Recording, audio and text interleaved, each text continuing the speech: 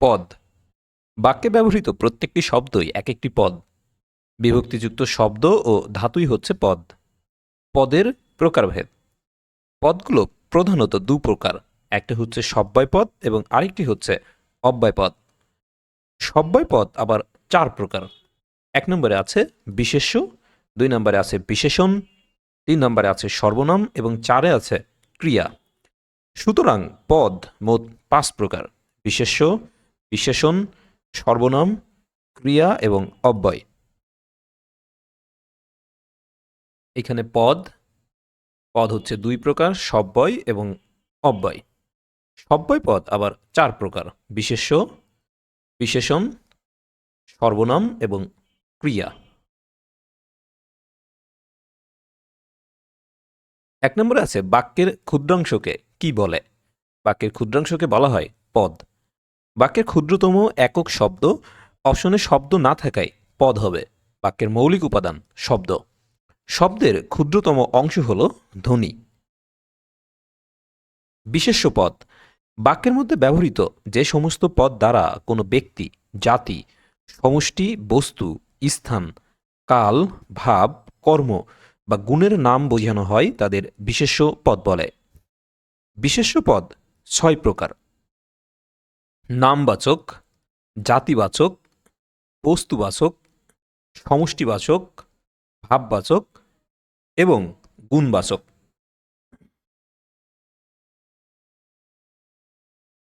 নামবাচক বিশেষ্য যে পদ দ্বারা কোনো ব্যক্তি, ভৌগোলিক স্থান বা সংজ্ঞা এবং গ্রন্থ বিশেষের বিজ্ঞাপিত হয় তাকে সংজ্ঞা বা নামবাচক বিশেষ্য বলে। ব্যক্তির নাম যেমন জামিল, রুবেল, নাহিদ ইত্যাদি নামবাচক বিশেষ্য। ভৌগোলিক নাম থাকলে সেটি নামবাচক বিশেষ্য। কোনো ভৌগোলিক সংজ্ঞা যেমন নদী, পর্বত, সমুদ্র ইত্যাদি, করতোয়া, হিমালয়, আরব সাগর এগুলো হচ্ছে নামবাচক বিশেষ্য। গ্রন্থের নাম যেমন কৃষ্ণকুমারী, অগ্নিবীণা, পথের দাবি ইত্যাদি নামবাচক বিশেষ্য।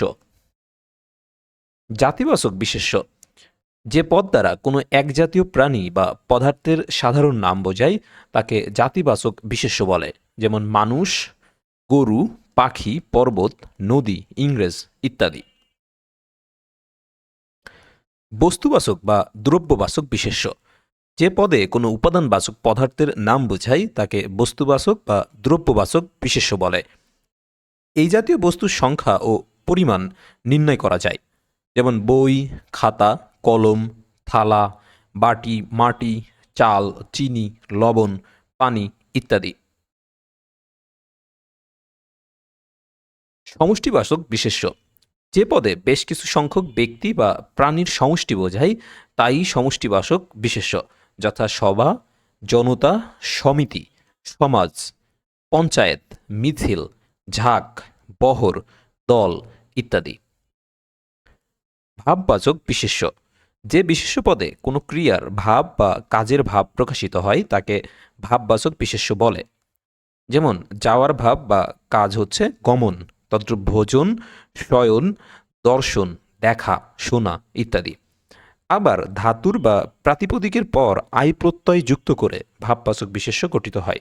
যেমন চড়ু যোগ আই সমান সমান হচ্ছে চড়াই, বড় যোগ আই সমান সমান বড়াই। গুণবাচক বিশেষ্য যে বিশেষ্য দ্বারা কোনো বস্তুর দোষ বা গুণের নাম বোঝায় তাই হচ্ছে গুণবাচক বিশেষ্য। যেমন মধুর মিষ্টত্বের গুণ হচ্ছে মধুরতা, তদ্রূপ সৌরভ, স্বাস্থ্য, যৌবন, তারুণ্য, তারল্য, তিক্ততা, সুখ, দুঃখ, উৎকর্ষ ইত্যাদি। বাংলা ভাষায় একই পদ বিশেষ্য ও বিশেষণ রূপে ব্যবহৃত হতে পারে। যেমন সত্য বিশেষণ রূপে এটার উদাহরণ হচ্ছে সত্য পথে থেকে সত্য কথা বলো। বিশেষ্য রূপে এটার উদাহরণ হচ্ছে এ এক ব্রাট সত্য। মন্দ বিশেষণ রূপে মন্দ কথা বলতে নাই, এবং বিশেষ্য রূপে এখানে কি মন্দটা তুমি দেখলে। পুণ্য বিশেষণ রূপে তোমার এই পুণ্য প্রচেষ্টা সফল হোক। বিশেষ্য রূপে পুণ্যে মতি হোক। নিশীথ বিশেষণ রূপে নিশীথ রাতে বাজছে বাঁশি। বিশেষ্য রূপে গভীর নিশীথে প্রকৃতি সুপ্ত। এছাড়াও এখানে শীত আছে এবং ভালো আছে। বিশেষণ পদ, যে পদ বিশেষ্য, সর্বনাম ও ক্রিয়াপদের দোষ, গুণ, অবস্থা, সংখ্যা, পরিমাণ ইত্যাদি প্রকাশ করে তাকে বিশেষণ পদ বলে। যেমন সুন্দর ফুল, বাজে কথা, 50 টাকা, হাজার সমস্যা, তাজা মাছ ইত্যাদি। নতুন ব্যাকরণ অনুযায়ী বিশেষণের শ্রেণীবিভাগ। বর্ণনাবাচক, যে বিশেষণ দিয়ে রং নির্দেশ করা হয় তাকে বর্ণনাবাচক বিশেষণ বলে। যেমন নীল আকাশ, সবুজ মাঠ, লাল ফিতা। এখানে নীল, সবুজ ও লাল এগুলো হচ্ছে বর্ণনাবাচক বিশেষণ। গুণবাচক বিশেষণ, যে বিশেষণ দিয়ে গুণ বা বৈশিষ্ট্য বোঝায় তাকে গুণবাচক বিশেষণ বলে। যেমন চালাক ছেলে, ঠান্ডা পানি। এখানে চালাক ও ঠান্ডা এগুলো হচ্ছে গুণবাচক বিশেষণ। অবস্থানবাচক বা অবস্থাবাচক বিশেষণ, যে বিশেষণ দিয়ে অবস্থা বোঝায় তাকে অবস্থাবাচক বিশেষণ বলে। যেমন চলন্ত ট্রেন, তরল পদার্থ। এখানে চলন্ত এবং তরল এই দুটি হচ্ছে অবস্থাবাচক বিশেষণ। ক্রমবাচক বিশেষণ, যে বিশেষণ দিয়ে ক্রম সংখ্যা বোঝায় তাকে ক্রমবাচক বিশেষণ বলে। যেমন 1 টাকা, 8 দিন। এখানে 1 ও 8 এটি হচ্ছে ক্রমবাচক বিশেষণ। পূরণবাচক, যে বিশেষণ দিয়ে পূরণ সংখ্যা বোঝায় তাকে পূরণবাচক বিশেষণ বলে। যেমন তৃতীয় প্রজন্ম, 34তম অনুষ্ঠান। এখানে তৃতীয় ও 34তম এই দুটি হচ্ছে পূরণবাচক বিশেষণ। পরিমাণবাচক, যে বিশেষণ দিয়ে পরিমাণ বা আয়তন বোঝায় তাকে পরিমাণবাচক বিশেষণ বলে। যেমন আধা কেজি চাল, অনেক লোক। এখানে আধা কেজি ও অনেক এগুলো হচ্ছে পরিমাণবাচক বিশেষণ। উপাদানবাচক, যে বিশেষণ দিয়ে উপাদান নির্দেশ করে তাকে উপাদানবাচক বিশেষণ বলে। যেমন বেলে মাটি, পাথুরে মূর্তি। এখানে বেলে ও পাথুরে এই দুটি হচ্ছে উপাদানবাচক বিশেষণ। প্রশ্নবাচক, যে বিশেষণ দিয়ে প্রশ্নবাচকতা নির্দেশিত হয় তাকে প্রশ্নবাচক বিশেষণ বলে। যেমন কেমন গান, কতক্ষণ সময়। এখানে কেমন ও কতক্ষণ এই দুটি হচ্ছে প্রশ্নবাচক বিশেষণ। নির্দিষ্টতাবাচক, যে বিশেষণ দিয়ে বিশেষিত শব্দকে নির্দিষ্ট করা হয় তাকে নির্দিষ্টতাবাচক বিশেষণ বলে। যেমন এই দিনে, সেই সময়। এখানে এই এবং সেই এই দুটি হচ্ছে নির্দিষ্টতাবাচক বিশেষণ। ভাববাচক বিশেষণ, যেসব বিশেষণ বাক্যের অন্তর্গত অন্য বিশেষণকে বিশেষিত করে সেসব বিশেষণকে ভাববাচক বিশেষণ বলে। যেমন খুব ভালো খবর, গাড়িটা বেশ জোরে চলছে। এই বাক্যে খুব এবং বেশ এই দুটি হচ্ছে ভাববাচক বিশেষণ। বিদেহ বিশেষণ, বাক্যের বিদেহ অংশে যেসব বিশেষণ বসে সেসব বিশেষণকে বিধেয় বিশেষণ বলে। যেমন লোকটা পাগল বা এই পুকুরে পানি ঘোলা। এই বাক্যের পাগল এবং ঘোলা এই দুটি হচ্ছে বিধেয় বিশেষণ। পুরাতন ব্যাকরণ অনুযায়ী, পুরাতন ব্যাকরণ অনুযায়ী বিশেষণের প্রকারভেদ। বিশেষণ মূলত দুভাগে বিভক্ত। 1 নাম বিশেষণ এবং 2 হচ্ছে ভাব বিশেষণ। নাম বিশেষণ, যে বিশেষ পদ কোনো বিশেষ্য বা সর্বনাম পদকে বিশেষিত করে তাকে নাম বিশেষণ বলে। এর মধ্যে আছে বিশেষ্যের বিশেষণ, ধাতু শেষে অন্ত প্রত্যয় যোগ করে গঠিত পদটি বিশেষ্যের বিশেষণ হয়। যেমন সুস্থ সবল দেহকে কে না ভালোবাসে। চলন্ত গাড়ি, চল যোগ অন্ত, এটা বিশেষ্যর বিশেষণ। পড়ন্ত বিকাল, এখানে পড়ন্ত হচ্ছে বিশেষ্যর বিশেষণ। এছাড়া আছে সর্বনামের বিশেষণ। যেমন সে গুণবান, এই আমি আর নয় একা। এরপরে আছে ভাব বিশেষণ, যে পদ বিশেষ্য ও সর্বনাম ভিন্ন অন্য পদকে বিশেষিত করে তাই মূলত ভাব বিশেষণ। ইংরেজিতে ব্যাকরণের অ্যাডভার্বকে বাংলা ব্যাকরণে ভাব বিশেষণ বলে। ভাব বিশেষণ আবার 4 প্রকার: ক্রিয়া বিশেষণ, বিশেষণের বিশেষণ বা বিশেষণীয় বিশেষণ, অব্যয়ের বিশেষণ এবং বাক্যের বিশেষণ। ক্রিয়া বিশেষণ, যে পদ ক্রিয়া সংগঠনের ভাব, কাল বা রূপ নির্দেশ করে তাই হচ্ছে ক্রিয়া বিশেষণ। যথা বাতাস ধীরে বইছে, সে খুব তাড়াতাড়ি হাঁটিল, সভয়ে লোকটি বলল বাঘ আসছে। বিশেষণীয় বিশেষণ, যে পদ নাম বিশেষণ অথবা ক্রিয়া বিশেষণকে বিশেষিত করে তাকে বিশেষণীয় বিশেষণ বলে। নাম বিশেষণের বিশেষণ যথা সামান্য একটু দুধ দাও, অতিশয় মন্দ কথা। ক্রিয়া বিশেষণের বিশেষণ, রকেট অতি দ্রুত চলে। অব্যয়ের বিশেষণ, যে ভাব বিশেষণ অব্যয়পদ অথবা অব্যয়পদের অর্থকে বিশেষিত করে তাকে অব্যয়ের বিশেষণ বলে, যথা ধিক তারে শতধিক নির্লজ্জ যে জন। বাক্যের বিশেষণ, কখনো কখনো কোনো বিশেষণ পদ একটি সম্পূর্ণ বাক্যকে বিশেষিত করতে পারে, তখন তাকে বাক্যের বিশেষণ বলা হয়। যেমন দুর্ভাগ্যক্রমে দেশ আবার নানা সমস্যা জালে আবদ্ধ হয়ে পড়েছে। বাস্তবিকই আজ আমাদের কঠিন পরিশ্রমের প্রয়োজন। এরপরে আছে সর্বনাম পদ। বিশেষ পরিবর্তে যে শব্দ ব্যবহৃত হয় তাকে সর্বনাম পদ বলে। সর্বনামের শ্রেণীবিভাগ, বাংলা ভাষায় ব্যবহৃত সর্বনাম সমূহকে নিম্নলিখিত কয়েকটি ভাগে ভাগ করা হয়ে থাকে। বর্তমান নবম দশম শ্রেণীর ব্যাকরণ বই অনুযায়ী সর্বনাম পদ হচ্ছে 9 প্রকার। পূর্বের নবম দশম শ্রেণীর ব্যাকরণ বই অনুযায়ী সর্বনাম পদ 10 প্রকার। অর্থাৎ নতুন বইয়ের 9 প্রকার এবং এটার সাথে একটা বেশি আছে পুরাতন বইয়ে, সেটা হচ্ছে দূরত্ববাচক।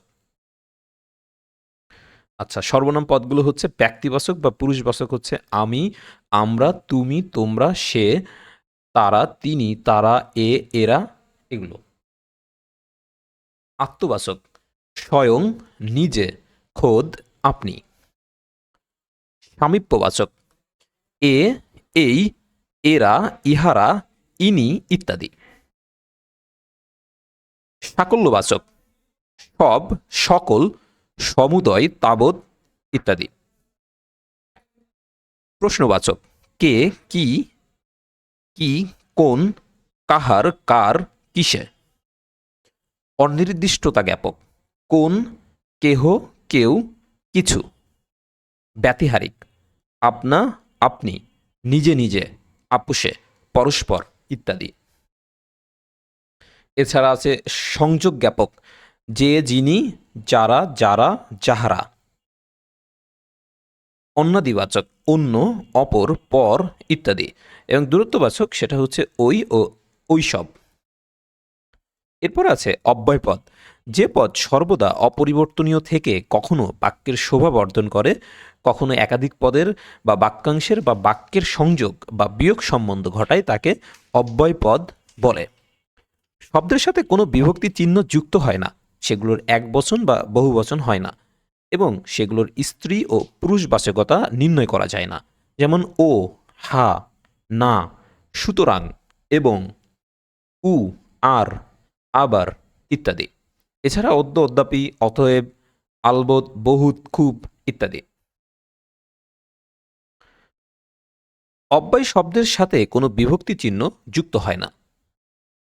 অব্যয় শব্দের একবচন বা বহুবচন হয় না। অব্যয় শব্দের স্ত্রী ও পুরুষবাচকতা নির্ণয় করা যায় না। বাংলা ভাষায় 3 প্রকার অব্যয় পদ রয়েছে। এক হচ্ছে বাংলা অব্যয় শব্দ, যেমন আর, আবার, ও, হা, না ইত্যাদি। তৎসম অব্যয় শব্দ, যেমন এবং, সুতরাং, যদি, যথা, সদা, সহসা, হঠাৎ, অর্থাৎ, দৈবাৎ, বরং, পুনশ্চ, আপাতত, বস্তুত ইত্যাদি। বিদেশি অব্যয় শব্দ, আলবৎ, বহুত, খুব, সাবাস, খাসা, মাইরি, মারহাবা ইত্যাদি।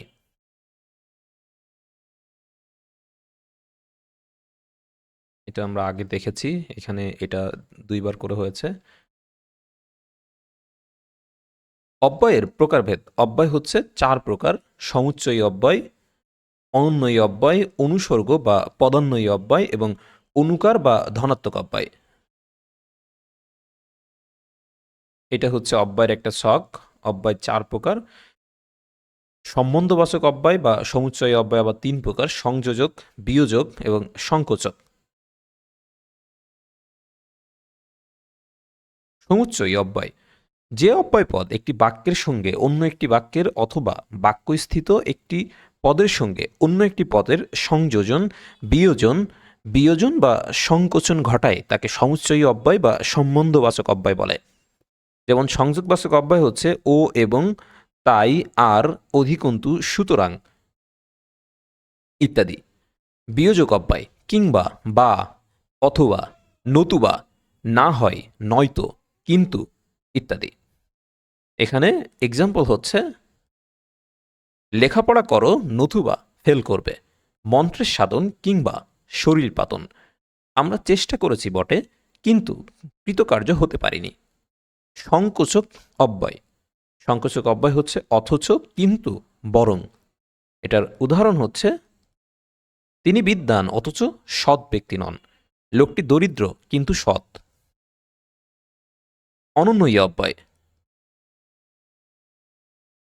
যে সকল অব্যয় বাক্যের অন্য পদের সঙ্গে কোনো সম্বন্ধ না রেখে স্বাধীনভাবে নানাবিধ ভাব প্রকাশে ব্যবহৃত হয় তাদের অনুন্নয়ী অব্যয় বলে।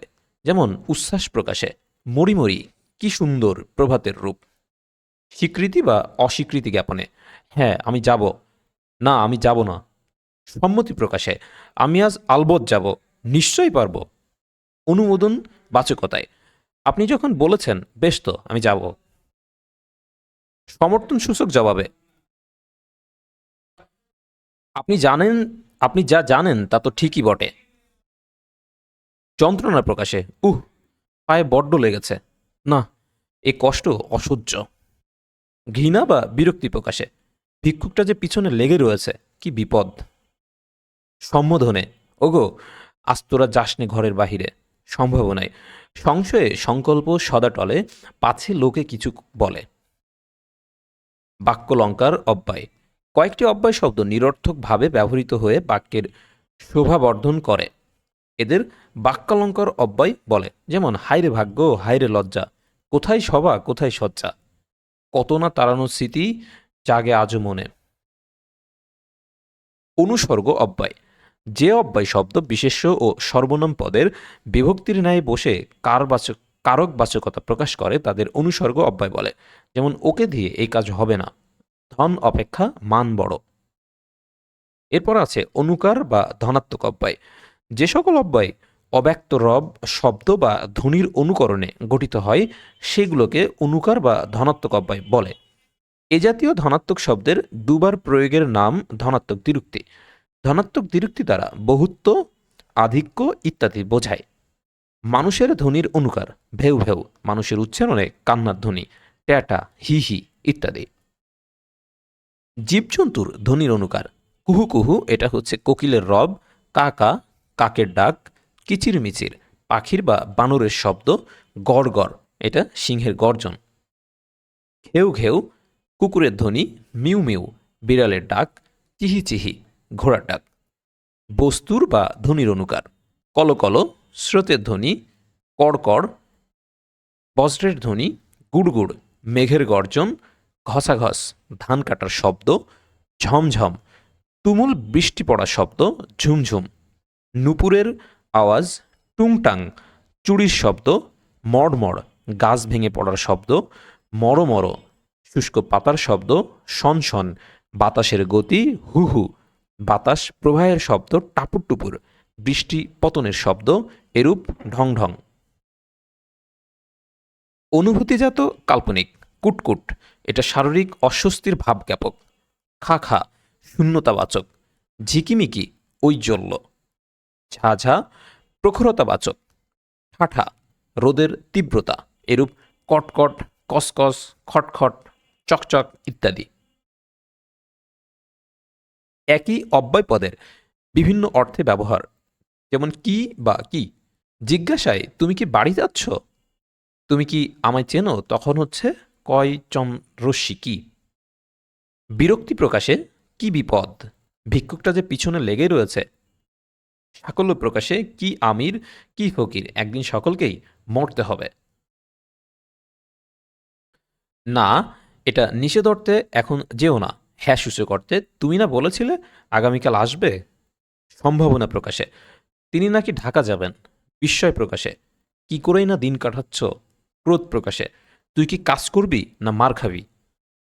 ও সংযোগ অর্থে, করিম ও রহিম দুই ভাই, সম্ভাবনায় আজ বৃষ্টি হতেও পারে, তুলনায় ওকে বলাও যা না বলাও তা। স্বীকৃতি জ্ঞাপনে, খেতে যাবে গেলেও হয়। হতাশা জ্ঞাপনে, এত চেষ্টাতেও হলো না।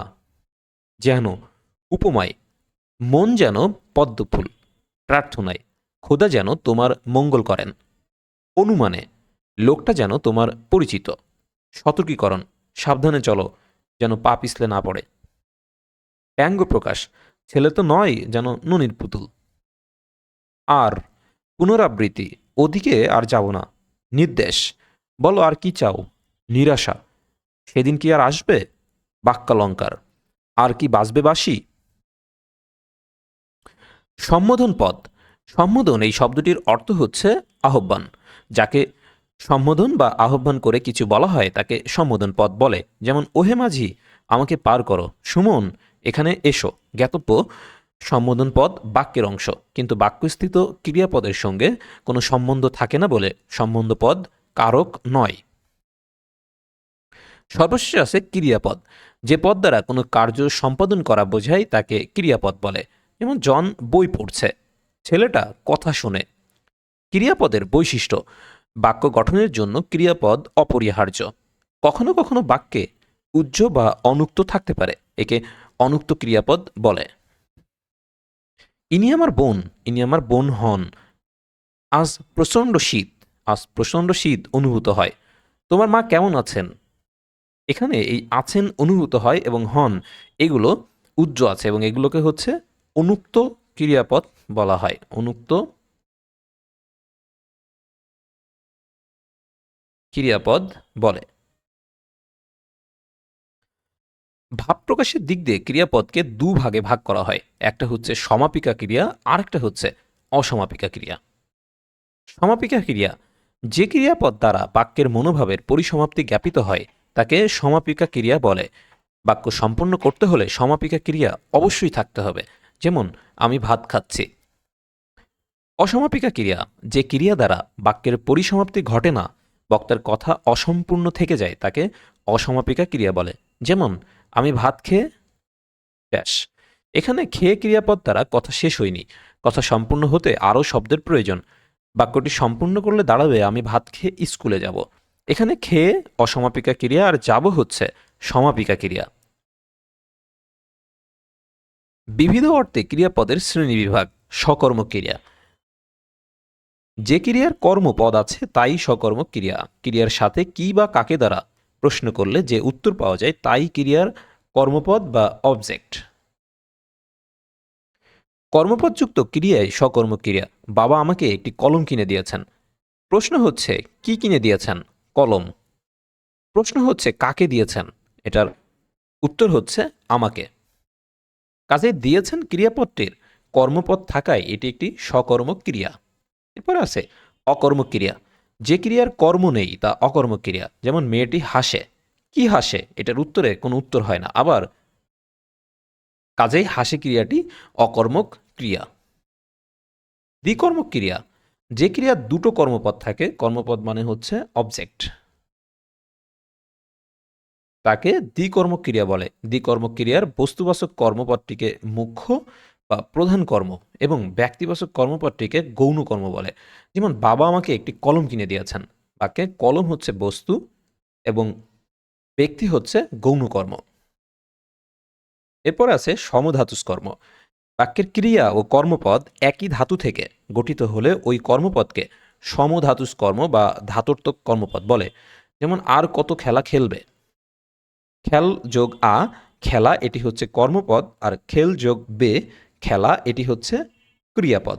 তাই খেলা শব্দটি সমধাতুস বা ধাতর্থক কর্ম। একইভাবে, বেশ এক ঘুম ঘুমিয়েছে, সে খুব ভালো চাল চেলেছে, পরিশ্রমের ফল ফলেছে ইত্যাদি। মিশ্র ক্রিয়া, বিশেষ্য বিশেষণ ও ধনাত্মক অব্যয়ের সঙ্গে কর, হ, দে, পা, যা, কাট, গা, ছাড়, ধর, মার প্রভৃতি ধাতুযোগে গঠিত ক্রিয়াপদ বিশেষ বিশেষ অর্থে মিশ্র ক্রিয়া গঠন করে। যেমন, বিশেষ্যর পরে আমরা তাজমহল দর্শন করলাম, ছেলেটি গোল্লায় গেছে। বিশেষণের পরে তোমাকে দেখে বিশেষ প্রীত হলাম, ধনাত্মক অব্যয়ের পরে মাথা ঝিমঝিম করছে, ঝমঝম করে, বৃষ্টি পড়ছে। এরপর আছে যৌগিক ক্রিয়া। একটি সমাপিকা ও একটি অসমাপিকা ক্রিয়া যদি একত্রে একটি বিশেষ বা সম্প্রসারিত অর্থ প্রকাশ করে তবে তাকে যৌগিক ক্রিয়া বলে। যেমন তাগিদ দেওয়া অর্থে ঘটনাটা শুনে রাখো, নিরন্তরতা অর্থে তিনি বলতে লাগলেন, কার্য সমাপ্তি অর্থে ছেলেমেয়েরা শুয়ে পড়ল, আকস্মিকতা অর্থে সাইরেন বেজে উঠল, অভ্যস্ততা অর্থে শিক্ষায় মন সংস্কার মুক্ত হয়ে থাকে, অনুমোদন অর্থে এখন যেতে পারো। প্রযোজক ক্রিয়া বা নিযন্ত ক্রিয়া, যে ক্রিয়া একজনের প্রযোজনা বা চালনায় অন্য কর্তৃক অনুষ্ঠিত হয় সেই ক্রিয়াকে প্রযোজক ক্রিয়া বলে। যেমন প্রযোজক কর্তা, যে ক্রিয়া প্রযোজনা করে তাকে প্রযোজক কর্তা বলে। এবং প্রযোজ্যকর্তা হচ্ছে যাকে দিয়ে ক্রিয়াটি অনুষ্ঠিত হয় তাকে প্রযোজ্যকর্তা বলে। উদাহরণ, প্রযোজককর্তা হচ্ছে মা সাপুড়ে। পুরো বাক্যটি হচ্ছে মা শিশুকে চাঁদ দেখাচ্ছেন। কাকে দেখাচ্ছেন? শিশুকে। এখানে শিশু হচ্ছে প্রযোজ্যকর্তা এবং মা হচ্ছে প্রযোজককর্তা। একইভাবে সাপুড়ে হচ্ছে প্রযোজককর্তা এবং সাপ হচ্ছে প্রযোজ্যকর্তা, এবং প্রযোজক ক্রিয়া হচ্ছে খেলা এবং চাঁদ দেখানো। কোন পদ? এখানে সামান্য হচ্ছে বিশেষণীয় বিশেষণ। আপন ভালো পাগলেও বোঝে, এখানে ভালো কোন পদ? এখানে ভালো হচ্ছে বিশেষ্য পদ।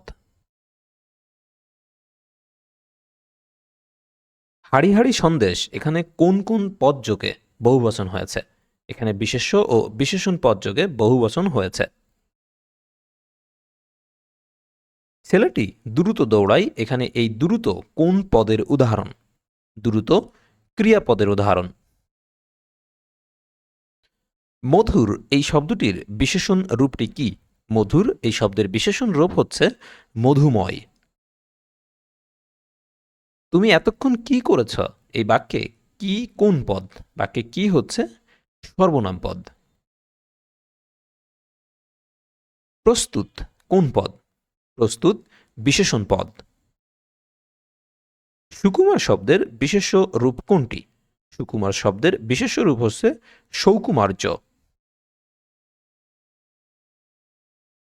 এখন গোল্লায় যাও এই বাক্যটিতে কোন ধরনের ক্রিয়াপদ রয়েছে? এই বাক্যটিতে মিশ্র ক্রিয়াপদ ব্যবহৃত হয়েছে। ঘটনাটা শুনে রাখো, এই বাক্যে শুনে রাখো কোন প্রকার ক্রিয়া?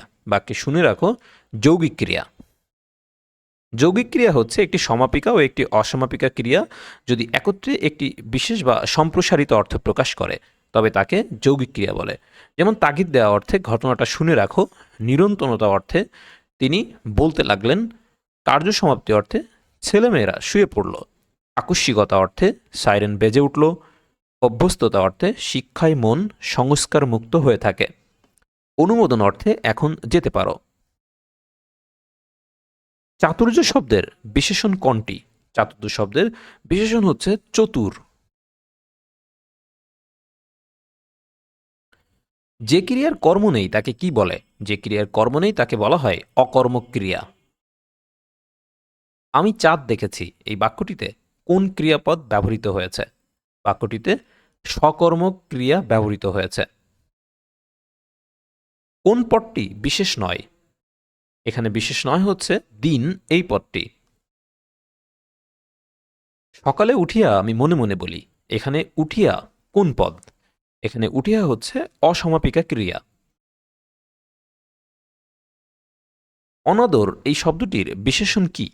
অনাদর এই শব্দটির বিশেষণ হচ্ছে অনাদৃত। পরপদের অপর নাম কি?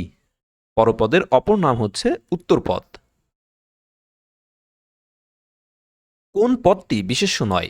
বিশেষ্য নয় এখান থেকে দিনও এই পদটি। অব্যয়পদ কত প্রকার? অব্যয়পদ 6 প্রকার। অনন্যই অব্যয়, শিক্ষক নিবন্ধন, স্কুল পর্যায় ও এর বিগত বছরের প্রশ্ন উত্তর। মরি মরি কি সুন্দর প্রভাতের রূপ, এখানে অনন্যই অব্যয় কিভাবে প্রকাশ পেয়েছে? উচ্ছ্বাস হিসেবে প্রকাশ পেয়েছে। ভিক্ষুকটা যে লেগে রয়েছে কি বিপদ, এই বাক্যের কি এর অর্থ কোনটি? কি এর অর্থ হচ্ছে বিরক্তি।